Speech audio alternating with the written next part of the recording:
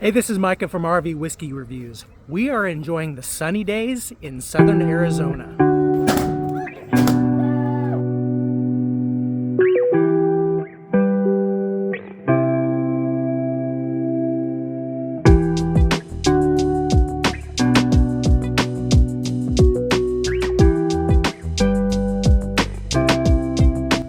If you're new to this channel, welcome.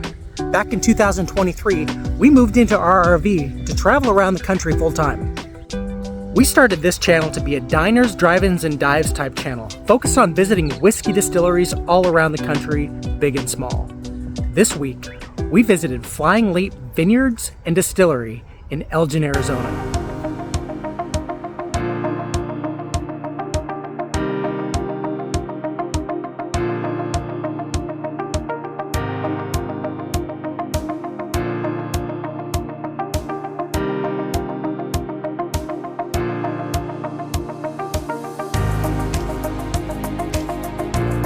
Flying Leap is primarily a vineyard and winery. They have a big vineyard in southeast Arizona, 2 in Argentina, 1 in Washington state. Their awards for their wine line the walls of their tasting room with recent rewards for Judge's Choice. Okay, gotcha. You've got malted barley. You've got a little bit of yellow corn. In their winemaking off-season, they shift focus to distilling. They have vodka, brandy, bourbon, 100% rye whiskey, vermouth, a habanero-infused liqueur, and several more.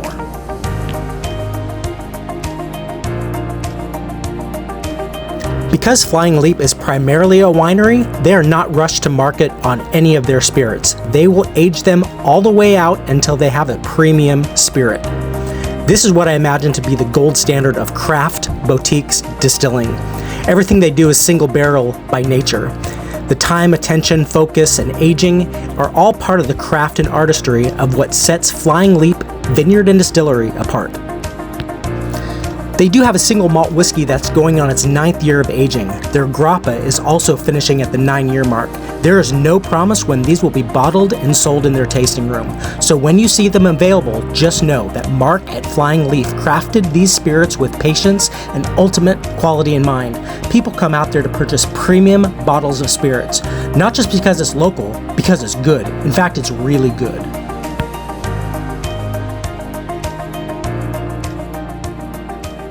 I picked up this bottle at the distillery. This is their Wine Country Maple Bourbon. It's aged 4 years in new charred American oak and then aged another year in maple casks. The cost on this bottle is about $100. Now, this is a 375 milliliter bottle, so it's a half bottle, but even at $100, when I tasted that, it was like, take my money. It was really good.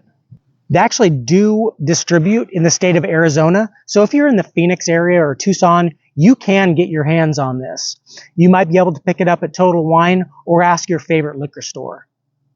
Otherwise, this bottle is available at the tasting room only, unless you want to have it shipped. And they do ship to places in Arizona, California, Washington, Minnesota, and Washington, D.C. If you visit the tasting room and pay for a tasting, they will either give you a tall and delicate or a short and sturdy. So these are 2 that we picked up there, and I'm going to pour a little bit today, and we're going to get into the tasting on this.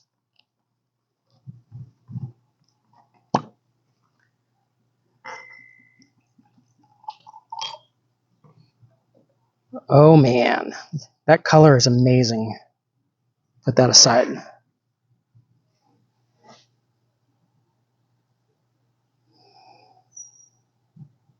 So this is so rich. Now you won't believe it if I told you, even if this is a maple bourbon, it doesn't smell like maple. You know what it smells like is a pineapple upside down cake. It has a lot of sweetness on the nose, and I'm loving it. Very rich, very condensed, very inviting. I'm going to go in for a little taste.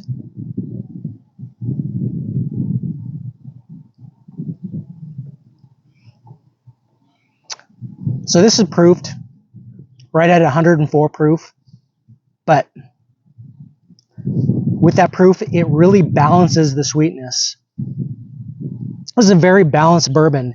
If you did not know that this was a maple bourbon, you would not know, because it's all about a kind of a rum cake.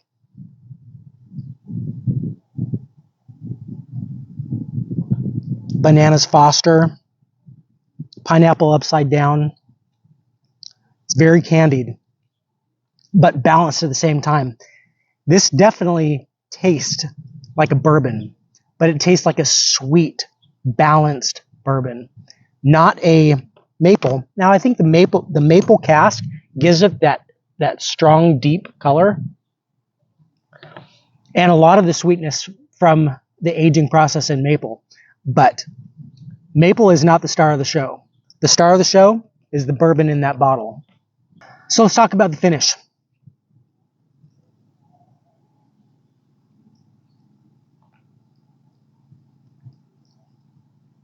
I love the finish on this.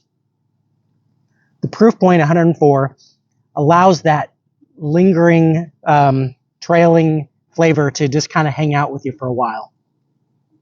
And as it hangs out and dissipates, you're getting a lot of those banana, rum, bananas Foster, pineapple upside down. A lot of those notes really kind of hang on and linger through the finish. I do think this bottle is kind of a novelty bottle for me. At $100, it's essentially a half bottle, and it has a sweetness that I really enjoy. It is something that I would pour a sip of from time to time. I don't think I'd sit down and pour a 3-ounce pour of this just because of the sweetness, just because the novelty aspect of it. It is really something that I would share with a good friend, and it's something that I'd pour on occasion. It's a fantastic pour.